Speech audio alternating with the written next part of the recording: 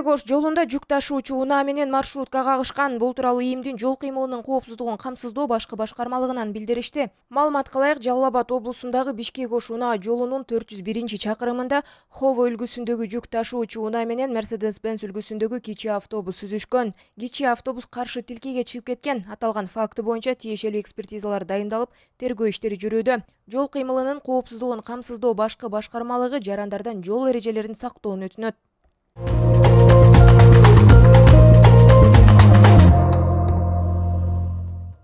Токмок шаарында батирден аял кишинин сөөгү табылды. Бул тууралуу Өзгөчө кырдаалдар министрлигинен кабарлашты. Маалыматка ылайык, Өзгөчө кырдаалдар министрлигинин куткаруучулары Токмок шаарындагы Сары Багыш көчөсүндө жайгашкан үйдүн батирлеринин бирине бекилип калган эшикти ачканда батирдин ичинен 1942-жылы туулган аял кишинин сөөгү табылган.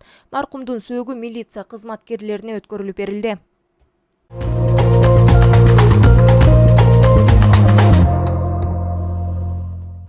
Бишкекте кышкы мезгилге көмүр даярдоо боюнча иштер кызуу жүрүүдө. Бул тууралуу муниципалитеттин басма сөз кызматынан кабарлашты. Маалыматка ылайык, көмүр камдоо июль айында башталган. Мэриядан билдиришкендей, 1-Маа районунун аймагында отун базарлары жок. Бирок жыл сайын күз-кыш мезгилиндеги жылытуу мезгилине көмүр сатууга 20га жакын санитардык пункттар ачылат. Мэриядан кошумчалашкандай, Свердлов районунда жана Октябрь районунда бирден көмүр базасы бар.